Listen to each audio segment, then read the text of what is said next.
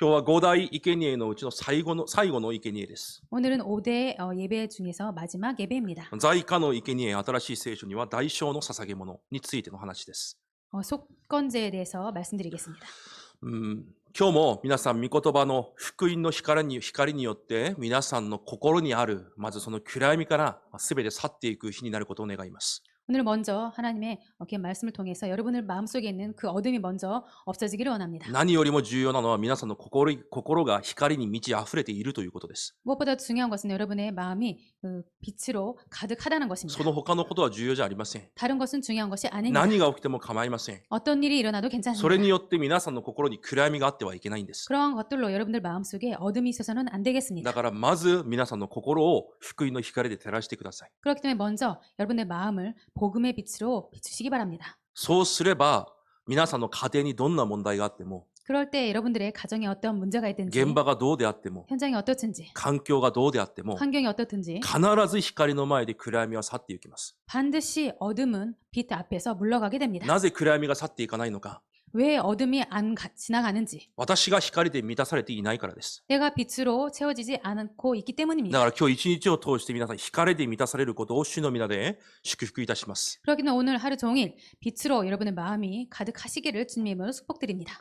ほとんどの人がこういう考えがあるはずです。 거의 모든 성도들이 이런 생각이 있을 것입니다. 私は救われているのになぜまだこういう姿なのか。 나는 구원 받았는데 왜 아직 이런 모습일까? 信仰生活を続けているのになぜあまり変わらないのか。 신앙생활을 계속하고 있는데 왜 그렇게 변하지 않을까? そのような悩みがあるはずです。 그러한 고민이 있을 것입니다. しかしその姿は間違った姿じゃありません。 그렇지만 여러분의 그 모습은 틀린 모습이 아닙니다. 神はエジプトにいる民たちに 하나님께서는 애굽에 있는 백성들에게 先に律法を与えたり、 먼저 율법을 주시거나 先に礼拝の制度を与えて、 먼저 예배의 제도를 주시고 これをよく守ったら私が救ってあげようと言われたわけじゃないんです。 이것을 잘 지키면 내가 구원해 줄게라고 말씀하신 것이 아닙니다. ただ救いを与えました。 그냥 복음을 주셨습니다. 何の条件もなしに神の恵みでまず救いを与えたんです。 아무런 조건 없이 하나님의 은혜로 그냥 먼저 구원을 주신 것입니다. それが福音です。 그것이 복음입니다. それから私たちを変えられるんです。 그리고 나서 우리들을 바꿔 나가시는 多 것입니다. くの教会はそれを逆に言っています。 많은 교회는 이것을 거꾸로 말하고 こ 있습니다. のように生きてこそ救われるんだよ。 이렇게 살아야지 구원받는다. 多くの宗教は別なことを言っています。 많은 종교들은 다른 것을 말합니다. あなたの人生がこのようなことをしてこそ救われるんだよ。 너의 인생이 이런 것을 해야지 구원받는다. 人間が何かをしてこそ救われると言います。 인간이 뭔가를 해야지 구원받는다고 말을 합니다. 違います。 아닙니다. 神は何の条件なしにまず救いを与えられます。 하나님은 아무런 조건 없이 먼저 구원을 주셨습니다. 信じる者、キリストを受け入れる者には神の子供になる特権を与えられた。 믿는 자, 하나님의 예수 그리스도를 영접하는 자에게는 하나님께서 구원을 받는 그 특권을 주셨습니다. だから皆さんの姿で落胆しないでください。 그렇기 때문에 여러분들의 모습으로 낙담하지 마시기 바랍니다. 皆さんは神の子供であり光の子供です。 여러분들은 하나님의 자녀이고 빛의 자녀입니다. 神がそう決めたんです。 하나님께서 그렇게 정하신 것입니다. 皆さんがなろうと頑張らなくても神がそう決めたんです。 여러분들께서 그렇게 되려고 노력 안 해도 하나님께서 그렇게 정하신 そ 것입니다. のために神は礼拝をもって皆さんを変えられます。 그것을 위해서 하나님께서는 예배를 통해서 여러분들을 바꿔 나가십니다. だから反対にこのような質問をする人もいます。 그렇기 때문에 반대로 이런 질문을 하는 사람들이 있습니다. 福音を知ればそれで十分じゃないか。 복음을 알면 그것으로 충분하지 않을까? わざわざ暮らしの癒しが必要なのか。 일부러 그렇게 삶의 치유가 필요한가요? そうです、必要です。 그렇습니다. 필요합니다. 神は救われた民たちを荒野に連れてきて、 하나님은 구원받은 백성들을 애굽 땅으로 데리고 가셔서 何を始められましたか。 무엇을 시작하셨습니까? その暮らしと考え方を癒し始めたんです。 그 삶과 생각을 치유하시기 시작했습니다. 一つ一つ変えられました。 하나하나 바꿔 나가십니다. 持っていた全てを変えられたんです。 갖고 있는 모든 것을 바꾸십니다. もうこれ以上しもべではない。 더 이상 종이 아니다. これ以上奴隷ではない。 더 이상 노예가 아니다. これ以上世に属したものではない。 더 이상 이 세상에 속한 자들이 아니다. 新しい招待制で一つ一つ変えられました。 새로운 정체성으로 하나씩 바꿔 나가십니다. その方法が礼拝だということです。 그 방법이 예배라는 것입니다. 今、レビ記に入ってきて、 지금 레위기에 들어오셔서 私たちは五大生贄を通して礼拝を回復しようという御言葉を受けています。 지금 저희들은 5대 희생 제사를 통해서 예배를 회복하자라는 말씀을 나누고 こ 있습니다. れは単純に礼拝をちゃんと捧げよう、こういう意味じゃありません。 이것은 그냥 단순히 예배를 바르게 드리자라는 것을 말씀드리는 것이 礼 아닙니다. 拝の目的、根本を回復しようということです。 예배의 목적, 근본을 회복하자라는 것입니다. なぜレビ記はこれほどにまで礼拝について語るんですか？ 왜 레위기는 이 정도로 많이 예배에 대해서 말합니까? レビ記だけ見ては理解できないはずです。 레위기만 보면은 이해 못할 것입니다. でも前と後ろの状況を見るとはっきりとわかります。 그렇지만 앞과 뒤의 상황을 보면은 확실히 압니다. 過去は400年間奴隷の刻印ね体質でいっぱいです。 과거는 400년 동안 노예의 각인 뿌리 체질로 가득합니다. 未来は神の契約の成就であるカナンの地が約束されています。 미래에는 하나님의 언약인 그 가나안의 언약이 성취됩니다. 今その間にある荒野です。 지금 그 가운데에 있는 광야입니다. 私たちも同じです。 우리들도 똑같습니다. その荒野で神は礼拝を通して 그 광야에서 하나님은 예배를 통해서 一つ一つ教えながら私たちの全てを変えられます。 하나하나 가르쳐 주시면서 우리들의 모든 것을 바꾸십니다. 奴隷ではなく 노예가 아니고 神の子供としての刻印ね体質。 하나님의 자녀로서의 각인 뿌리 체질 そのような姿に完全に変えられようとしています。 그런 모습으로 완전히 바꾸시려고 하십니다. それが礼拝です。 그것이 예배입니다. 今日も皆さんが変わる日です。 오늘도 여러분들께서 바꾸는 날이십니다. 神が願われる姿に変わる日です。 하나님께서 원하시는 모습으로 바꿔지는 날입니다. それが皆さんの喜びとなり感謝となることを主の皆で祝福します。 그것이 여러분들의 기쁨과 감사가 되시기를 주님의 이름으로 축복 기도드립니다. まず全焼の生贄。 먼저 희생제사, 私 번제, たちの全てを捧げることだ。 우리들의 모든 것을 드리는 것이다. 私たちが持っている全てを燃やして神の前に捧げることだ。 우리들이 가지고 있는 모든 것을 다 태워서 하나님 앞에 갖다 そし 드리는 て 것이다. 神の前に立つということだ。 그리고 하나님 앞에 선다는 것이다. その時神が約束されました。 그때 하나님께서 약속하셨습니다. 私があなたと出会い、 내가 너와 만나서 私があなたに語る。 내가 너에게 말할 것이다. だから礼拝が最高の方法なんです。 그렇기 때문에 예배가 최고의 방법인 皆さんの 것입니다. 人生の最高の方法は礼拝以外ありません。 여러분들의 인생의 최고의 방법은 예배 이외에는 없습니다. そして二つ目、穀物の捧げ物。 그리고 두 번째 소재, 感謝から探しなさい。 감사를 먼저 찾아라. これ以上奴隷ではない。 더 이상 노예가 아니다. 私があなたの全てを満たす。 내가 너의 모든 것을 채우리라. だから神の子供としての招待性を回復し、 그렇기 때문에 하나님의 자녀로서의 그 정체성을 회복하고 本当の感謝を回復しなさい。 참 감사를 회복해라. それが穀物の捧げ物、今で言うと献金です。 이것이 소재이며 지금 오늘날의 말로 헌금입니다. そして次、和解の生贄。 그리고 그 다음에 화목제입니다. あなた方は自らの人生を作っていくもうそういう存在ではない。 너희들은 스스로 너희들의 인생을 만들어가는 그런 존재가 아니다. あなた方がこれからは他の人たちを生かす存在だ。 너희들이 앞으로는 다른 사람들을 살리는 존재이다. それがあなた方の職務だ。 그것이 너희들의 사명이다. だから、その職務を忘れてはいけない。 그렇기 때문에 그 직무를 잊어서는 안 된다. そして先週の罪のための生贄。 그리고 지난주에 말씀드리신 속죄제. 罪から来た弱さ。 죄로부터 온 그 연약함. 絶対にあなたの力で解決できない。 절대로 너의 힘으로는 해결할 수 없다. あなたが今悩んで心配して繰り返されているその弱さ。 지금 네가 고민하고 계속 반복하는 그 연약함. 絶対あなたの力では解決できない。 절대로 네 힘으로는 해결할 수 없다. 私の前に来なさい。 내 앞으로 와라. それがなければ絶対に解決できない。 그것이 없으면 절대로 해결할 수 없다. 毎日いつでも私の前に立ちなさい。 매일 언제나 내 앞으로 와라. それが私たちの24時だと先週言いました。 그것이 우리들의 24라고 지난주에 말씀드렸습니다. 絶対不可能を見つけ、 절대 불가능을 발견하고 絶対可能の前に行くこと。 절대 가능 앞으로 가는 것. そして今日最後、代償の捧げ物です。 그리고 오늘 마지막으로 속건제입니다.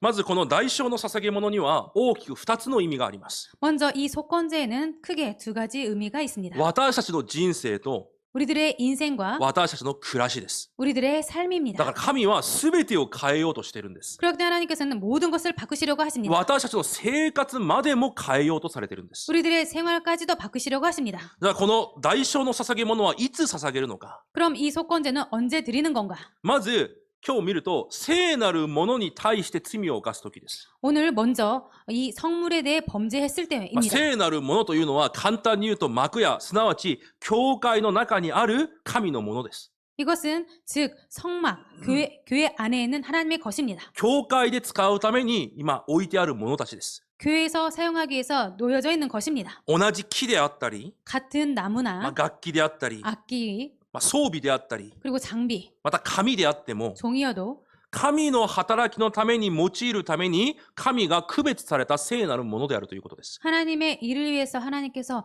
구별을 된 것이라는 것입니다. だから教会にあるどんなものでもむやみに考えてはいけません。 그렇기 때문에 교회 안에 있는 물건은 어떤 것이든지 함부로 취급해서는 안 되겠습니다. この頃、信仰生活を、この時代の信仰生活をされている方々は、そういう考えがあまりありません。 오늘날 신앙생활을 하는 분들은 그런 생각이 별로 없습니다. だからむやみに教会にあるものを使ったり、 그렇기 때문에, 持ち帰ったりまでします。 그렇기 때문에 교회에 있는 것을 함부로 취급하거나 가져가기도 합니다. それが教養のものだという考え方でしょ 그것은 공용의 물건이구나라는 그런 생각을 하고 있겠죠. でも教養のものではありません。 공용하는 물건이 아닙니다. 聖書は聖なるものだと教えています。 성경은 성물이라고 가르칩니다. 私たちの教会はもう狭いから、 저희들 교회는 좁기 때문에 礼拝堂にもいろんなものが置かれてあります。 이 예배당에 여러 가지 물건이 놓여 있습니다. 多分大きい教会は礼拝堂には椅子しかありません。 아마도 큰 교회는 이 예배당에 의자밖에 없을 だから私た 것입니다. ちの教会では一歩間違えると勘違いするかもしれません。 그렇기 때문에 저희 교회에서는 자칫 잘못하면 착각할지 모릅니다. いつでも使えるものなんだ。 항상 사용할 수 있구나. 違います。 아닙니다. こういうもの、 이런 물건, 楽器、 악기, 装備、 장비, 音響、 음향, 紙一枚までも 종이 한 장이라도 神の働きのために区別されたものです。 하나님의 일을 위해서 구별된 것입니다. 今でも牧師先生は、 지금도 목사님께서는 例えば自分の何かをコピーするために10円を持ってコンビニに行きます。 자신의 뭔가를 코피하기 위해서 10엔을 가지고 콤비니에 まあ、 가십니다. それは私もそうです。 저도 그렇게 합니다. 使うなという意味なのか、 그럼 사용하지 마라는 말입니까? 教会にあるもの何も使うなということなのか、 교회 물건을 아무것도 사용하지 마라는 것입니까? そういう意味じゃありません。 그런 뜻이 아닙니다. 私は少なくても皆さんを助けることが世界福音化につながると深く信じています。 저는 여러분들을 돕는 것이 세계 복음화에 연결되는 것이라고 깊이 그렇게 ま 생각하고 あ 있습니다. 目に見えるところにある限りは皆さんが、自由とはおかしいですが、使えるなら使ってください。 눈에 보이는 것을 자유롭게 사용하라는 말씀 못 드리겠습니다만 사용하시기 바랍니다. そういう意味で言っているわけじゃないんです。 그런 의미로 말씀드리는 것이 아닙니다. 神のものや神の働きに対して考える私の自分のマインドを言ってるんです。 하나님의 것에 대해서 생각하는 우리들의 마인드를 말씀드리는 教会に 것입니다. こういう人がいます。 교회에 이런 분이 계십니다. 私が捧げた献金、 내가 드린 헌금, 私が捧げたもの、 내가 드린 것, 私のもので成り立っているから、 내 것으로 되어지기 ただ 때문에 私が使っていいんだ。 내가 사용해도 된다. その考え方が間違いだということです。 그 생각이 틀렸다라는 것입니다. それが間違いだということです。 그것이 틀렸다는 것입니다. 神の前に捧げたものは 하나님 앞에 드린 것은 神のものです。 하나님 것입니다. 神が福音のために用いられようと聖なるものとして区別されたんです。 하나님께서 복음화를 위해서 사용하시려고 성물, 거룩한 것으로 구별하신 것입니다. それをお返したときに今日の生贄、この代償の捧げ物を捧げます。 그것을 범죄했을 때 석권제를 드리는 것입니다. また神の戒めを守れなかった時も代償の捧げ物を捧げます。 그리고 하나님의 계명을 범하였을 때도 이 석권제를 드립니다. 神がしちゃいけないと言ったもの、 하나님께서 해서는 안 된다고 それ 말씀하신 を 것. した時に代償の生贄を捧げます。 그것을 범하였을 때 석권제를 드립니다. 神の御言葉はすべて私のためのものです。 하나님의 말씀은 모두 우리들을 위한 것입니다. 勘違いしないでください。 착각하지 마시기 바랍니다. 皆さんを束縛するためのものじゃありません。 여러분들을 속박하게 한 말씀이 아닙니다. 皆さんの霊、精神、肉体すべてを守るために存在するのが神の律法であり御言葉です。 여러분들의 영, 정신, 육 모든 것을 지키기 위해서 주신 것이 율법이고 하나님의 말씀입니다. またもう一つあります。 그리고 또 한 가지 있습니다. それが他の人に損害を与えたときにこの代償の捧げ物を捧げます。 그것은 다른 사람에게 손해를 입혔을 경우에 이 속건제를 드립니다. 今日読んだ内容わかるはずです。 오늘 읽으신 부분 아실 것입니다. 他の人のものを取ってきたとき、 다른 사람의 물건을 가져왔을 때, 他の人のものを持っているんだけど返さないとき、 다른 사람의 물건을 갖고 있는데 주지 않았을 때, 何かを盗んだり詐欺したりするとき、 그것을 훔치거나 사기를 쳤을 때, それだけではなく落ちている自分のものではないものを拾ってきたときも、 그것뿐만 아니라 떨어져 있는 물건을 죽고도 주지 않았을 때 今日代償の捧げ物を捧げなさいと言われます。 그때 오늘 속건제를 드리라고 하십니다. 特にこれは韓国ではもう多いことです。 특별히 이것은 한국에서는 많은 일입니다. 特に教会の信徒たちに、 특별히 교회 성도들에게 教会に何かがあったら、 교회에 뭔가가 있을 때 それは教会の外でも同じでしょ 그것은 교회 밖에서도 う。 똑같습니다. 自分のものじゃ決してないのに、 자신의 것이 아닌데 勝手に拾って使います。 마음대로 집어서 사용합니다. そういう、なんでしょう、文化でしょうか。 왜 무엇일까요? 그런 문화일까요? 習慣なのでしょうか。 습관일까요? そしてそれで終わるんじゃなくて、また自分のものにまでします。 그리고 그것으로 끝나는 것이 아니라 자기 것으로 합니다. 昔の教会で私のペンがなくなりました。 예전에 제 펜이 없어졌습니다. ある人がそれを使ってたんです。 어떤 사람이 그것을 사용하고 で、 있었습니다. 私がなんでそれを使ってるのかと聞きました。 그래서 제가 왜 그것을 사용하고 있습니까? 라고 물었습니다. 回答にびっくりしました。 대답에 놀랐습니다. とても滑らかだから。 아주 부드럽기 때문에 じゃあお前が買えよって言いたかったんですが、 그럼 네가 사서 써라고 말하고 싶었습니다. そういうふうに聖書では他人のものを勝手に使ってはいけないと言われます。 그런 식으로 성경은 남의 것을 함부로 써서는 안 된다고 나와 있습니다. 私たちは生活でもそういう部分が多分あるはずです。 저희들은 생활 속에서도 그런 부분이 많이 있을 것입니다. 例えば、ス 예를 ーパー 들어서 に行って、 슈퍼에 가서 アルバイトしている方が計算を間違えてお金を出さずに済んだ。 아르바이트를 하는 사람이 계산을 틀려가지고 많이 줬다. お金を出さずに済んだ。 돈을 안 내도 됐다. そしたら皆さんは喜びと楽しみが溢れるはずです。 그럴 때 여러분들은 기쁨과 즐거움이 흘러 넘칠 す 것입니다. ぐさま証しをします。 바로 간증할 し 것입니다. かし反対に計算を間違えて私がもっと出した。 그런데 거꾸로 계산을 잘못해서 우리들이 저희 돈을 많이 냈다. すぐさまスーパーに向かっていてあれこれ言うでしょ 당장 달려가서 슈퍼에게 여러 가지 말을 할 것입니다. う。そういう私たちの体質なんでしょうね。 아마도 그런 우리들의 체질일 것입니다. 聖書は私の損害ではなく、 성경에서는 나의 손해가 아니라 他の人に損をもたらした時に代償の捧げ物を捧げなさいと言われます。 다른 사람에게 손해를 끼쳤을 때 속건제를 드리라고 써 있습니다. 私の考え反対じゃないですか。 우리들의 생각은 거꾸로이지 何か自分 않습니까? に損がありそうな時に祈りますよね。 자신에게 손해가 있을 것 같을 때 기도합니다. こういうこ 기도합니다. とが起こりそうな時にないようにと祈ります。 어떠한 것이 일어나려고 할 때 그것이 없도록 기도합니다. 聖書は全く逆のことを言ってるんです。 그런데 성경은 완전히 반대의 것을 말합니다. 今日この内容は 오늘 이 내용은 ただ道徳的な人間になりなさい、そういう意味じゃないんです。 그냥 도덕적인 인간이 되라라는 내용이 아닙니다. 私たちの人生が 우리들의 인생이 一体何のための人生なのか、 도대체 무엇을 위한 인생인지, 何のために神に選ばれたのか、 무엇을 위해서 하나님께서 저희들을 そ 선택하셨는지, して人たちの前で何のために存在しているのか、 그리고 사람들 앞에서는 왜 존재하는 자들인지, その皆さんの役割を確かにするためのものなんです。 그 여러분들의 역할을 확실히 하기 위한 것입니다. 私たちの人生観、 우리들의 인생관, そして生活観を癒すためです。 그리고 생활관을 치유하기 위해서입니다. 今日皆さん、御言葉を通して、 오늘 여러분들 말씀을 통해서 皆さんの人生と生活観が、 여러분들의 인생과 생활관이 神が願われる姿に新しく癒される人となることを主の皆で祝福します。 하나님께서 원하시는 모습으로 새롭게 치유받으시기를 주미로 축복드립니다. じゃあまず一つ目です。 그럼 첫 じゃ 번째입니다. あ私の人生、 그럼 내 인생, 一体神の前でどのような人生になってこそ、 도대체 하나님 앞에서 어떠한 인생이 되어야 神から誠の答えを受けることができるのか。 하나님께 참된 응답을 받을 수 있는가? 人生観については2部にもお話をします。 인생관에 대해서는 2부에도 말씀드리겠습니다. 今日、聖なるものというのはさっき言ったように、 아까 성물에 대해서 아까 말씀드린 것처럼 この地で神の働きのために区別されたものです。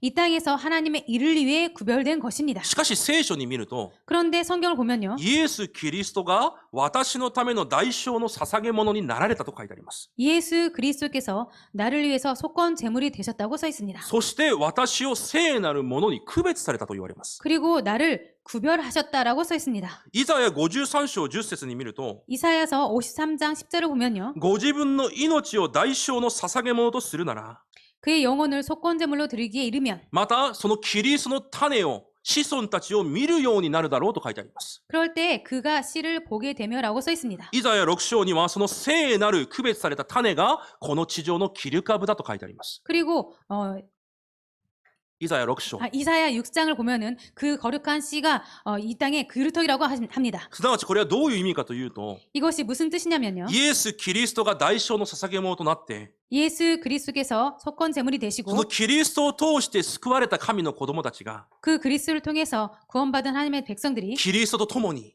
그리스도와 함께 この地上で神の働きのために区別された。 이 땅에서 하나님의 일을 위해서 구별되었다. 神の働きのために残されたものになるという意味です。 하나님의 일을 위해서 남은 자가 된 것입니다. それが皆さんです。 그것이 여러분들이십니다. 皆さんが神の聖なるものです。 여러분들이 하나님의 구별된 자들입니다. まず今日その人生観を絶対忘れないでください。 먼저 이 인생관을 절대로 잊지 마시기 바랍니다. だから第一コリント6章20節に、 그렇기 때문에 고린도전서 6장 20절에 代価を払って買い取られた。だからあなた方の体で神の栄光を表しなさいと言われます。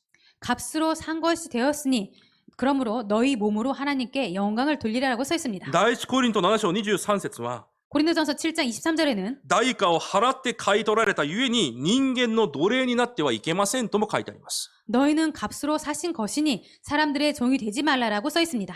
私たちに神のものがあるということです。 우리들에게 하나님의 것이 있다라는 것입니다. 神の働きが私たちにあるということです。 하나님의 일이 우리들에게 있다라는 것입니다. 神が皆さんに任せられた何かがあるということです。 하나님께서 여러분들에게 맡기신 뭔가가 있다라는 そ 것입니다. のように皆さんの人生が聖なるものに区別されたんです。 그런 식으로 여러분들의 인생이 거룩한 것으로 구별된 것입니다. 皆さん忘れないでください。 여러분들 잊지 마시기 ま 바랍니다. ず私の人生を考えるとき、 먼저 우리들의 인생을 생각할 때 私の人生がまず神から区別された人生なんだ。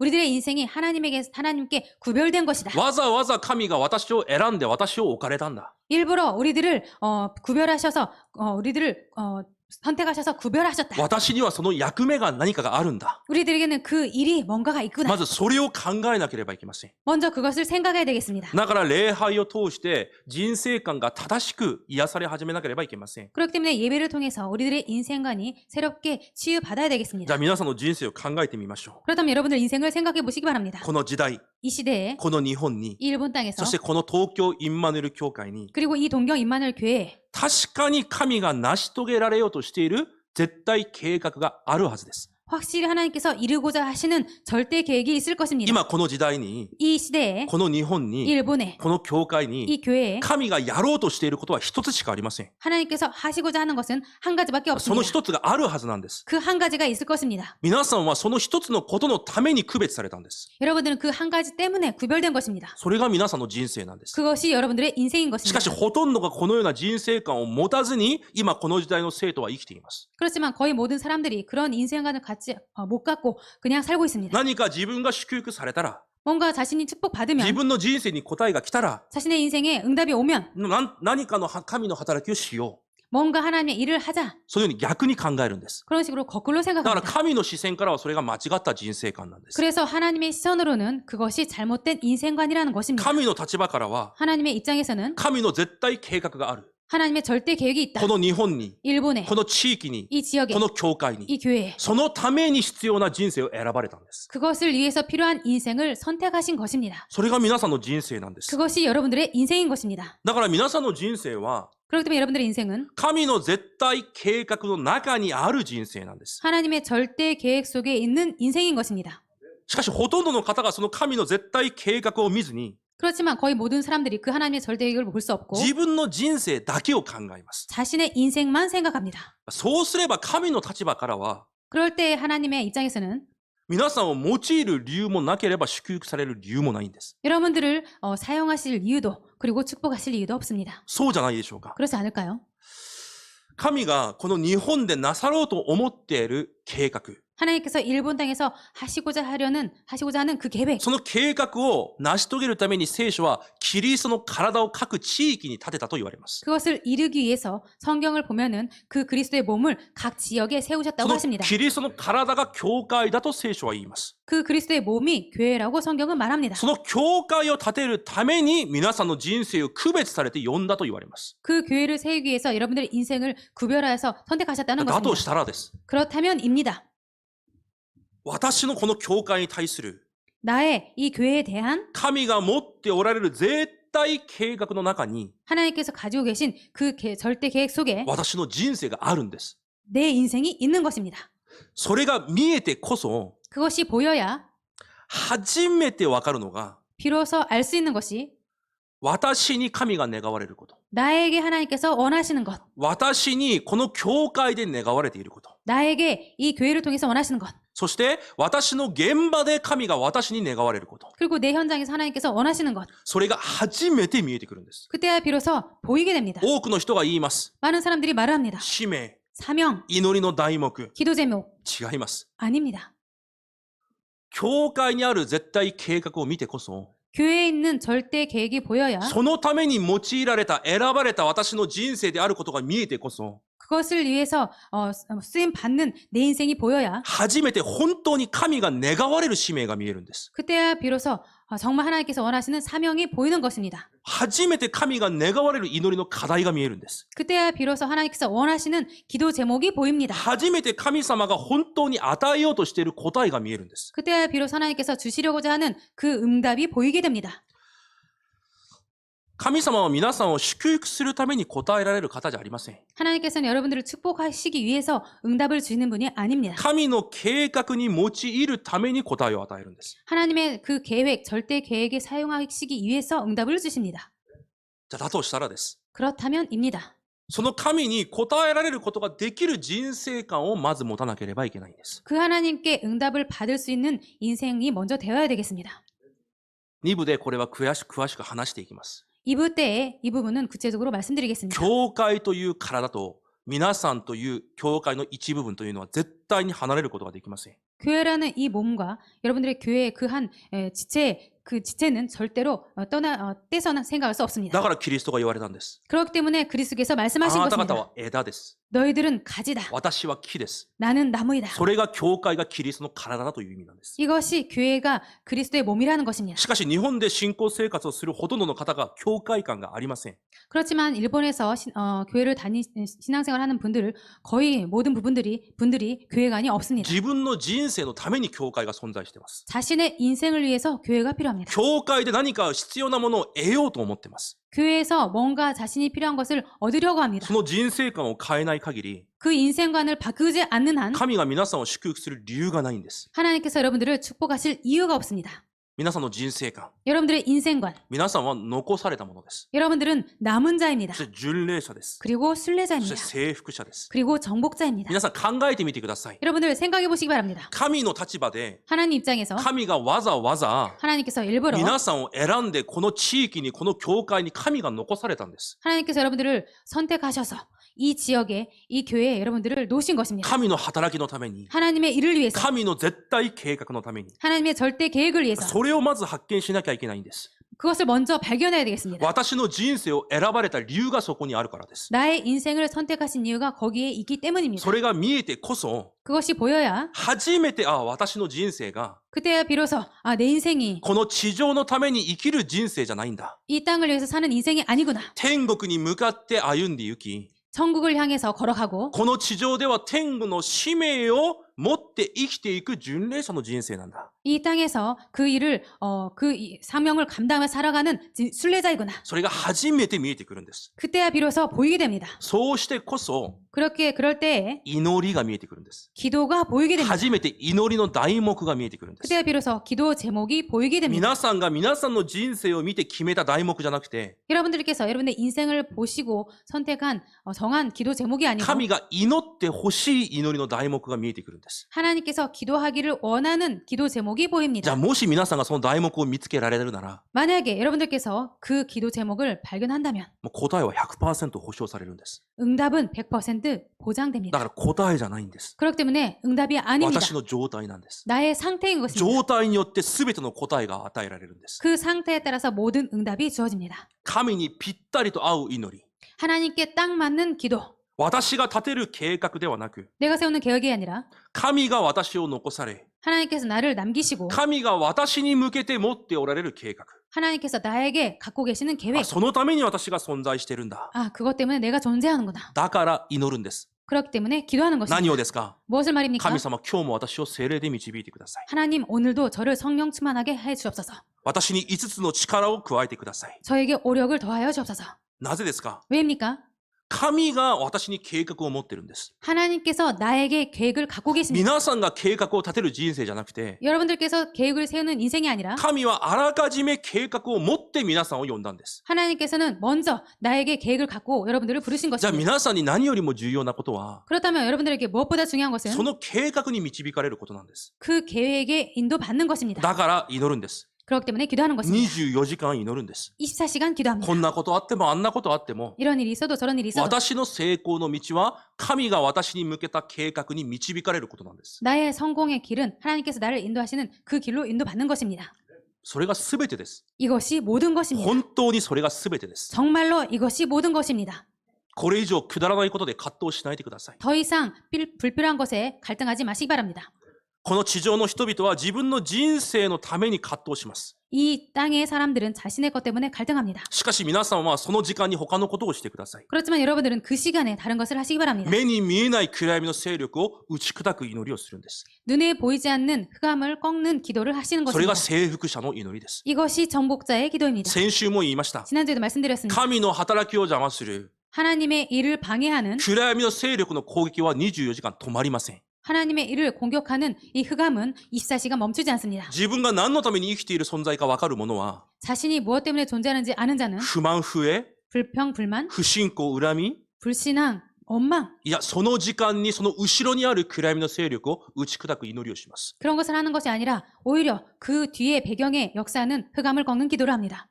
神が願われる人生はそういう人生なんです。 하나님께서 원하시는 인생은 그런 인생인 것입니다. このような人生が神から本当の答えを受けることができるんです。 이런 인생이 정말로 하나님께 참 응답을 받을 수 있습니다. これはとても重要なことなので、2部の時にまたお話しします。 이 부분은 아주 중요하기 때문에 2부에 또 そ 말씀드리겠습니다. して代償の捧げ物の2つ目の目的。 그리고 이 속건제의 두 번째 이유.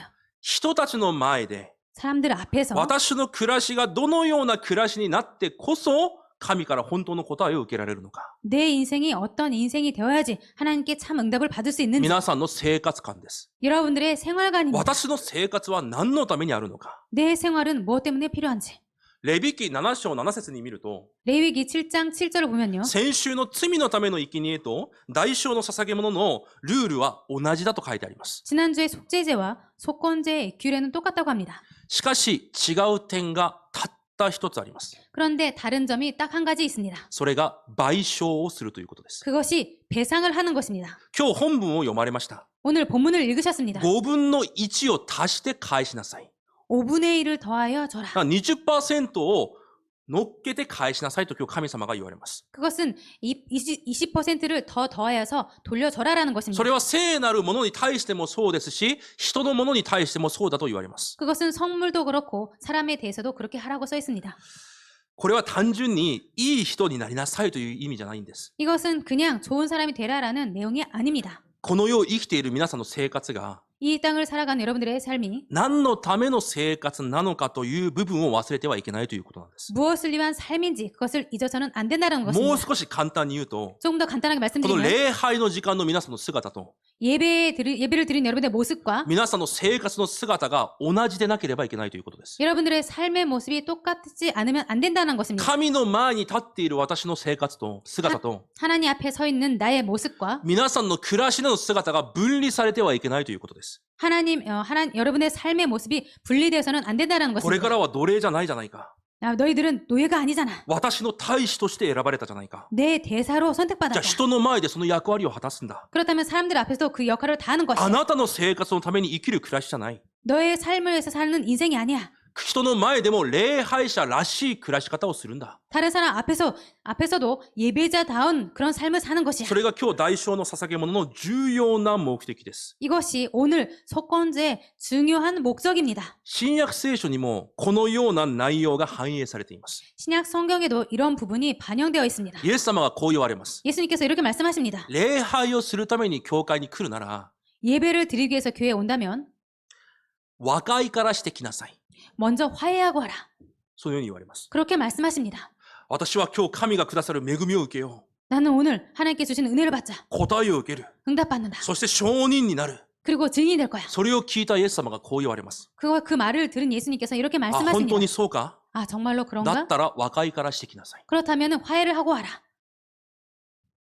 使徒パウロが 사도 바울이 牢屋に入ります。 감옥에 들어갑니다. そしたらそこである泥棒に会います。 그럴 때 어떤 도둑을 만나게 됩니다. その泥棒の名前がオネシモです。 그 도둑 이름이 오네시모입니다. そのオネシモに福音を伝えたら福音を受けて弟子となりました。 그 오네시모에게 복음을 전했더니 복음을 받고 제자가 되었습니다. じゃあそのオネシモが神の前で弟子として用いられればいいじゃないですか。 그렇다면 그 제자 오네시모가 하나님 앞에서 쓰임 받으면 되지 않을까요? しかしパウロがいきなり手紙を書き始めます。 그런데 바울이 갑자기 편지를 씁니다. それも自分で書きます。 그것도 자신이 씁니다.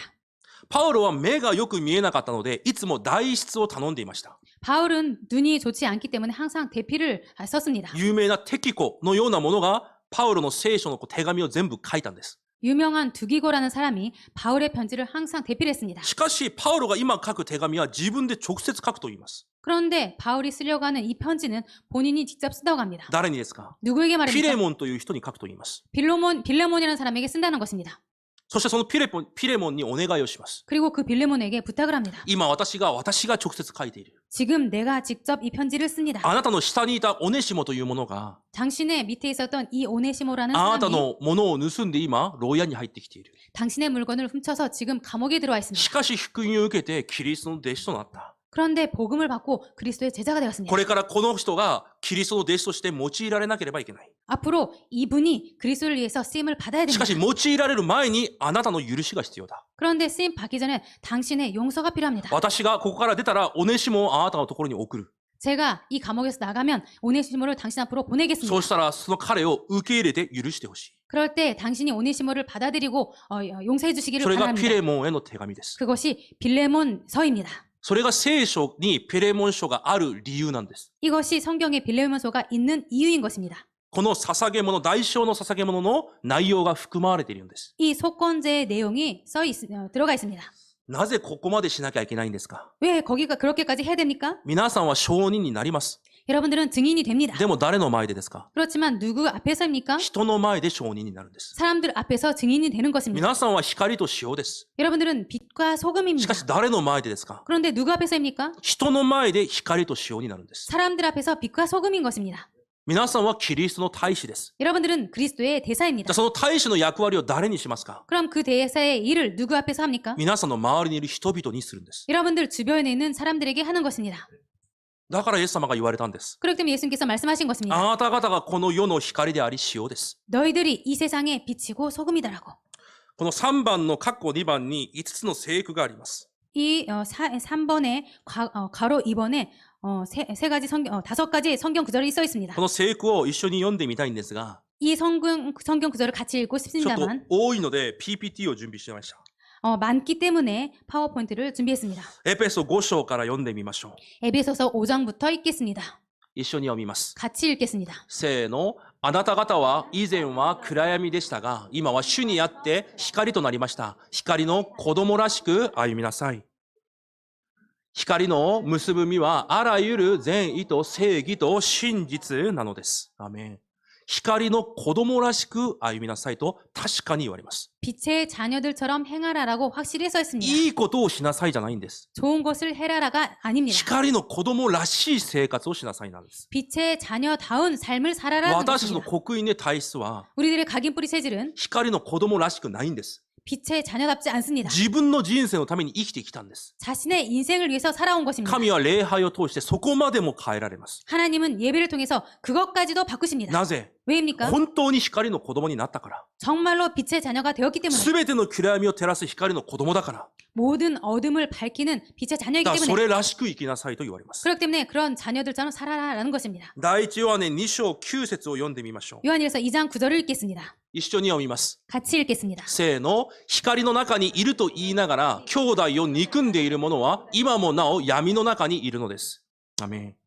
口では私は光ですと誰でも言えます。 입으로는 나는 빛이라고 누구나 말할 수 し 있습니다. かし皆さんの生活で、 그런데 여러분들의 삶에서 光らしい暮らし方がないんであれば、 그 빛다운 삶이 없다면 皆さんは暗闇の中にいると言われます。 여러분들은 그 어둠에 있다라는 だか 것입니다. らそれが全てだと言いました、さっき。 그렇기 때문에 이것이 모든 것이라고 아까 皆さんを 말씀드렸습니다. 光で照らすこと。 여러분들을 빛으로 비추는 것. まず皆さん自身を光で満たすこと。 먼저 자신을 빛으로 가득 채우는 것. そうすれば自然に光の子供らしく生きれるようになるんです。 그럴 때 자연스럽게 빛의 자녀처럼 살 수 し 있습니다. かし生活では自分が思っているままに生きていきます。 그런데 삶에서는 자신이 원하는 대로 생각하는 대로 살아갑니다. マタイ5章も読んでみましょう。 마태복음 5장도 읽도록 하겠습니다.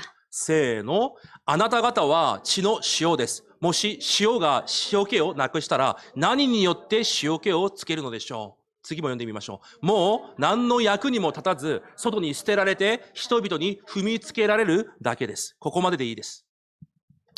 今日塩が塩気をなくしたら何に用いられればいいんだとイエス様が言われます。 오늘 소금이 그 맛을 잃으면 무엇에 쓰임 받는가라는 그렇게 써 있습니다. その塩は捨てられて踏みにじられるだけだと言われます。 그 소금은 밖에 버려져 사람에게 밟힐 뿐이라고 써 있습니다. これが今この時代のキリスト教です。 이것이 이 시대의 그리스도입니다. 未信者に踏みにじられています。 불신자들에게 밟히고 있습니다. なぜかわかりますか？ 왠지 아십니까? 福音が弱いからですか？ 복음이 약해서입니까? 福音が間違ってるからですか？ 복음이 틀려서입니까? 違います。 아닙니다. 私の生活が水化されないんです。 내 삶이 보좌화되지 않았습니다. 私の生活が光化されないんです。 내 삶이 빛화되지 않았습니다. 実は私の内側に光で満ち溢れてないんです。 사실 내 속에 빛으로 가득 되어 있지 だ 않습니다. から御言葉通り踏みにじられるだけです。 그렇기 때문에 써 있는 것처럼 그냥 밟힐 뿐입니다. 神がそれを今癒そうとされてるんです。 하나님께서 그것을 치유하시려고 하십니다. コロサイ4章6節も読んでみましょう。 골로새서 4장 6절도 읽겠습니다. ありますか？はい。一緒に読んでみます。 같이 읽겠습니다. せーの。あなた方の言葉がいつも親切で、塩味の効いたものであるようにしなさい。そうすれば、一人一人に対する答え方がわかります。アメン。皆さんの言葉にも塩気があるようにしなさい。 여러분들의 말에도 그 소금의 맛이 있게 하라라는 것입니다. パウロはそこまで言います。 바울은 여기까지 이렇게까지 いい 말합니다. 人になれなさいという意味じゃありません。 좋은 사람이 되라라는 말이 아닙니다. 皆さんがキリストの大使だからなんです。 여러분들께서 그리스도의 대사라는 것입니다. 礼拝を通して神は今そこを癒そうとしてるんです。 예배를 통해서 하나님은 그 부분을 치유하시려고 それ 하십니다. が代償の捧げ物です。 이것이 속건제입니다. もう一箇所最後に読んでみましょう。 한 군데 더 마지막으로 とても 읽겠습니다. 有名なピリピ2章13節を読みます。 아주 유명한 빌립보서 2장을 읽겠습니다. 13節を読みます。 13절을 읽겠습니다. せーの。神は御心のままにあなた方のうちに働いて志を立てさせ、ことを行わせてくださるのです。もうここまではみんな知ってます。 여기까지는 다 알고 あ 있습니다. あ、私の中に志があるんだ。 아, 나에게 하나님 뜻이 있구나. しかし次を読まないから何をすればいいかわかりません。 그런데 그 뒷부분을 읽지 않기 때문에 무엇을 해야 될지 だ 모릅니다. から次をも読んでみましょ 그렇기 때문에 그 뒷부분도 う。 읽겠습니다. 4節から16節まで読みます。 14절부터 16절까지 읽겠습니다. せーの。すべてのことをつぶやかず疑わずに行いなさい。それはあなた方が非難されるところがない純粋なものとなり、また曲がった邪悪な世代の中にあって傷のない神の子供となり、命の言葉をしっかり握って、彼らの間で世の光として輝くためです。そうすれば私は自分の努力したことが無駄ではなく、苦労したことも無駄ではなかったことを、キリストの日に誇ることができます。アメン。彼らの中にあってです。 그들 안에서입니다. 皆さんがキリストの大使として、 여러분들께서 그리스도의 대사로 光として、 빛으로서 塩として、 소금으로서 どこで輝くのか。 어디에서 빛나는가? 彼らの中で、 그들 안에서입니다. 人たちの前でです。 사람들 앞에서입니다. 皆さんこれが何でもないように思えるでしょう。 여러분들 이것이 아무것도 아닌 것처럼 皆さんの 보입니까? 現場での生活、 여러분들의 현장에서의 삶, いつも繰り返されている人間関係、 항상 반복되는 인간관계. それ今癒されなければ何も続きません。 그것을 지금 취하지 않으면 아무것도 지속되지 않습니다. 神はそれを直そうとしてるんです。 하나님은 그것을 치유하시려고 誰の 하십니다. 前にいても 누구 앞에 있든지 恥ずかしくない。 창피하지 않는 キリストの光として、 그리스도의 빛으로서 塩として、 소금으로서 大使として、 대사로서 皆さんを用いられるために、 여러분들을 사용하시기 위해서 神は皆さんを癒そうとされているんです。 하나님은 여러분들을 치유하시려고 하십니다. だから聖書に見ると、 그렇기 때문에 성경을 보면은 住職者を立てるときに、 중직자를 세울 때 信仰に満たされた人、 믿음으로 충만한 자, 聖霊に満たされた人、 성령 충만한 자, それ以外にまた条件がありました。 그 외에 또 조건이 있었습니다. 何でした？ 무엇입니까? 褒められる人。 칭찬받는 자. 日本語の表現では、評判がいい人。 일본어 성경으로는 평판이 좋은 자. それはいい人だからじゃないんです。 그것은 좋은 사람이기 때문이 暮ら 아닙니다. しも光だからなんです。 삶도 빛이기 때문입니다. 皆さんがその答えをまず受けなければいけないんです。 그러니까 여러분들 이 응답을 먼저 받아야 되겠습니다. 有名な一話があります。 유명한 일화가 있습니다. 皆さんが聞いたこともあるでしょう。 여러분들께서 들은 적 있을 것입니다. 教会である長老が 교회에 와서 어떤 장로님께서 あるレムナントを自分の会社のインターンとして雇用しました。 뭐 어떤 렘넌트를 자신의 회사에서 인턴으로 고용을 했습니다. いつも信仰の告白を教会ではしていたので、 항상 신앙의 고백을 교회에서 했었기 때문에 仕事もできるだろうと思ったんでしょ 일도 잘할 수 있을 거라고 생각했을 것입니다. う。で、そのようにインターンの仕事を始めました。 그런 식으로 인턴 일을 시작했습니다. そしたらもう退勤の時間6時になったらぴったりと業務が残っていても帰るんです。 그런데 퇴근 시간 6시 그때 일이 남아있는데도 퇴근을 합니다. なんで帰るのと聞いたら、 왜 퇴근하냐라고 물었더니 定時の祈りの時間です。 정식 기도 시간입니다. そう言いながら帰るんです。 그렇게 말하면서 돌아갔습니다. ある日はそのインターンに 어느 날 그 인턴에게 コーヒーを一杯頼むと言いました。 커피 한 잔을 부탁한다라고 말을 そしたらその 해줬습니다. レムナントがこう言ったそうです。 그랬더니 그 렘넌트가 이렇게 말을 い 했습니다. や、私は世界を生かすレムナントなのにコーヒーなど作っていられません。 저는 세계를 살릴 사람이기 때문에 커피 같은 거 만들 수 없습니다. そして教会でまた会います。 그리고 나서 또 교회에서 만났습니다. 教会のすべてが終わって共に掃除したりしているときに、 교회에서 모든 것이 끝나서 같이 청소를 하고 있을 때 そのレムナントが一人で帰るそうです。 그 렘넌트가 혼자 で、 돌아갔습니다. 長老がやっぱり会社の上司だから聞くらしいです。 그런데 그 장로님께서 역시 회사의 상사이기 때문에 물었습니다. 何か忙しいことがあるの？ 뭔가 바쁜 일이 있니? そしたらそのレムナントがこう答えたそうです。 그랬더니 그 렘넌트가 이렇게 말을 했습니다. 早く家に帰って明日の業務を準備しなければいけません。 빨리 집에 돌아가서 내일 업무 준비를 해야 い 돼요. や、業務があっても帰るくせに。 업무가 있는데도 돌아갔는데 その長老が牧師に祈りを頼んだそうです。 그래서 그 장로님께서 목사님에게 기도 부탁을 こ 했습니다. ういうレムナントがいるので、なんとか祈って変えてください。 이런 렘넌트가 있기 때문에 기도를 해서 좀 바꿔주세요. 韓国であった有名な一話です。 한국에서 있었던 유명한 일화입니다. 私は神の子供だ。 나는 하나님의 자녀다. 私は伝道者だ。 나는 전도자다. しかし生活を見れば全く違います。 그런데 삶을 보면 완전히 다릅니다. 何よりも他の人たちがそのように考えていません。 무엇보다도 다른 사람들이 그렇게 생각하지 않습니다. 他の人たちから見て光なんです。 다른 사람들이 봐서 비친 것입니다. 他の人から見てローマ書16章の住職者なんです。 다른 사람이 봤을 때 로마서 16장의 중직자입니다. 私一人でもう喜んで、 자기 혼자 기뻐하고 一人で楽しんで、 혼자 즐거워하고 だから全世界の人々がクリスチャンの悪口を言うんです。 그렇기 때문에 전 세계 사람들이 크리스찬을 욕하는 것입니다. 私たちも同じです。 우리들도 똑같습니다. 皆さんはキリストの大使です。 여러분들은 그리스도의 대사입니다. 237カ国の光です。 237개국의 빛입니다. そのような身分を持って相手をしなければいけない人たちが 그런 신분을 가지고 상대를 해야 될 사람들이 皆さんを見て悪口を言うなら 여러분들을 보고 욕을 한다면 どうやって皆さんがその務めを果たすことができるんですか？ 어떻게 그 사명을 감당할 수 있을까요? だから今日重要なことは一つです。 그렇기 때문에 오늘 중요한 것은 한 가지입니다. 礼拝を通して、 예배를 통해서 また集中を通して、 그리고 집중을 私の 통해서 暮らしも癒されなければいけません。 내 삶도 치유받지 않으면 안 됩니다. 確かに聖書が言っている 확실히 성경에서 말하는 神の子供らし 하나님의 자녀다운 い、キリストの大使らしい暮らしがあります。 그리스도의 대사다운 삶이 있습니다. 礼拝の時だけではなくて、 예배 때만 아니라 暮らしの中でも 삶 속에서도 私がしなければいけない光と塩の役割があるんです。 내가 해야만 하는 빛과 소금의 역할이 있습니다. 福音は光であり塩だというのに、 복음은 빛이고 소금이라고 하는데 その福音を持っている私の暮らしは未信者以下。 그 복음을 가진 내 삶은 불신자 いや、 이하입니다. 未信者よりも自分主義。 미신자보다도 자기 중심.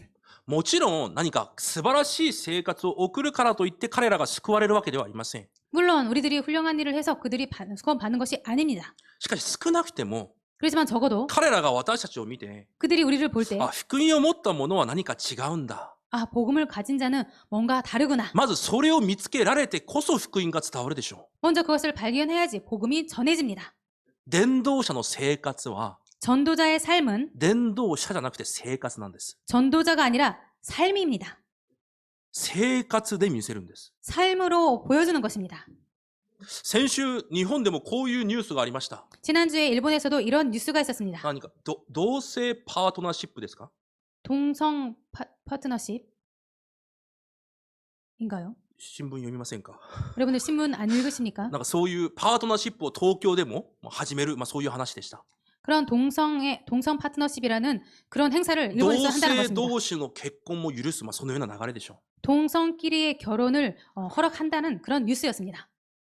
う。まだ日本、韓国やアメリカでは、 아직 한국과 미국에서는 ある程度キリスト教が背景になっているので、 어느 정도의 이 기독교가 배경이 되어 있기 때문에 そのような反対の集会もしたりします。 그런 반대 집회를 열기도 합니다. 今これは同性愛が間違っている、正しい、その話じゃありません。 지금 동성애가 바르다, 틀리다 그런 말씀을 드리는 것이 同 아닙니다. 性愛は創造の原理から離れている霊的問題です。 이 동성애는 창조 원리에서 떠난 것입니다. その結果は必ず人類の幸せではなく、 그 영적인 문제로 말미암아 반드시 인생의 끝이 행복이 아니라 呪いと災いをもたらすしかない問題です。 저주, 재앙이 올 수밖에 없는 문제인 것입니다. だからそれを知って、教会の団体は署名もしたり、集会もしたりするでしょう。 그렇기 때문에 그것을 아는 교회에서는 그것을 막는 서명 운동을 하기도 하고 집회를 열기도 합니다. じゃあ署名をしたり集会をしたら、それを止めることができますか？ 그런데 그것을 서명 운동하거나 집회를 열면 막을 수 있을까요? 彼らが知らないことがあります。 그들이 모르는 것이 있습니다. この問題はソドムとゴモラの時代からあったんです。 이 문제는 소돔과 고모라 그 시대부터 있었습니다. この問題は実は初代教会の時もあったんです。 이 문제는 사실 초대교회 때부터 있었습니다. だからパウロがそれに対しても説教しました。 그렇기 때문에 바울은 그 문제에 대해서도 설교했습니다. 私たちが反対するからといって癒されるものではありません。 우리들이 반대한다고 해서 그것이 잘 되어지는 것이 아닙니다. 神の人として 하나님의 사람으로서 光らしい家庭を見せるんです。 빛다운 그런 가정을 보이는 것입니다. 神からの祝福を受けて、 하나님에게서 축복을 받고 キリストの大使としての 그리스도의 そ 대사로서의 の幸せの暮らしを見せるんです。 그 행복한 삶을 보이는 것입니다. そのような人たちが 그런 사람들이 その姿を見て 그런 모습을 보고 悟るんです。 깨닫는 것입니다. ああ、何か間違いがあるんだ。 아, 뭔가가 틀린 것이 あれが 있구나. 正しい姿なんだ。 아, 저것이 바른 それ 모습이구나. が光なんです。 그것이 빛인 것입니다. それがこの時代の塩の役割なんです。 이것이 이 시대의 소금의 역할인 것입니다. それがキリストの大使であり、237を照らす光なんです。 이것이 그리스도의 대사이고 237을 비추는 빛인 것입니다. だからローマ書12章1節に、 그렇기 때문에 로마서 12장 1절에 あなたの体を神に喜ばれる聖なる生きた捧げ物として捧げなさいと言われます。 너희 몸을 하나님이 기뻐하시는 거룩한 산 제물로 드리라라고 써 있습니다. 体そのものを生贄として捧げなさいという意味じゃなくて、 몸 그 자체를 그 산 제물로 드리라는 것이 아니고요. 皆さんの暮らしを言っているんです。 여러분들의 삶을 말하는 것입니다. 違うと思いますか？ 아니라고 생각하십니까? 聖書でヨセフはどうでしたか？ 성경에서 요셉은 어땠습니까? ダビデはどうでしたか？ 다윗은 어땠습니까? ダニエルはどうでしたか？ 다니엘은 어땠습니까? 同じように皆さんもこの時代の福音のモデルなんです。 똑같이 여러분도 이 시대에 복음의 모델이신 것입니다. 福音を持った暮らしのモデルなんです。 복음을 가진 삶의 모델인 것입니다. どれくらい素晴らしい人生なのかを見せるんです。 얼마만큼 멋진 삶인지 보이는 것입니다. どれくらい素晴らしい考えを持っているのかを見せるんです。 얼마만큼 훌륭한 멋있는 생각을 갖고 있는지 보여주는 것입니다. 他の人が絶対持っていないどれくらい素晴らしい価値観を持っているのかを見せるんです。 다른 사람이 갖고 있지 않은 얼마만큼 멋있는 가치관인지 보여주는 것입니다. それがこの社会を癒す医者なんです。 이것이 이 시대를 살리는, 이 사회를 살리는 의사인 것입니다. 大使であり光であり塩なんです。 대사이고 빛이고 소금인 것입니다. 結論です。 결론입니다. この地上多くの家庭が崩れています。 이 땅에 많은 가정이 무너지고 ま 있습니다. た多くの人の暮らしも崩れています。 그리고 많은 사람들의 삶도 무너지고 있습니다. なぜだかわかりますか？ 왠지 아십니까? 創造の原理から逃れているからです。 창조 원리에서 벗어났기 때문입니다. 無条件自分の利益のために走ります。 무조건 자신의 이익을 위해서 それ 달려갑니다. はクリスチャンも同じです。 그것은 크리스찬도 똑같습니다. しかし皆さんはモデルにならなければいけません。 그렇지만 여러분들은 모델이 되어야 되겠습니다. 私の暮らし、神が祝福される祝福を持って、 내 삶은 하나님께서 축복하시는 그 축복을 そ 가지고 の祝福を広める暮らしなんだ。 그 축복을 확산시키는 삶이다. そうしてこそ神から与えられた務めを果たすことができるんです。 그렇게 해야지 하나님께 주신 그 사명을 다 할 수 있다. 神の恵みが満ち溢れてこそ他の人に恵みを伝えることもできます。 하나님께 주신 그 은혜로 충만해야지 그 은혜를 다른 사람에게 줄 수 있다. だから神は今も礼拝と黙想を通して皆さんを癒しています。 그렇기 때문에 하나님께서는 지금도 예배와 묵상을 통해서 여러분들을 치유하시고 계십니다. 自分自身に落胆しなくていいです。 자기 자신에게 낙담 안 해도 괜찮습니다.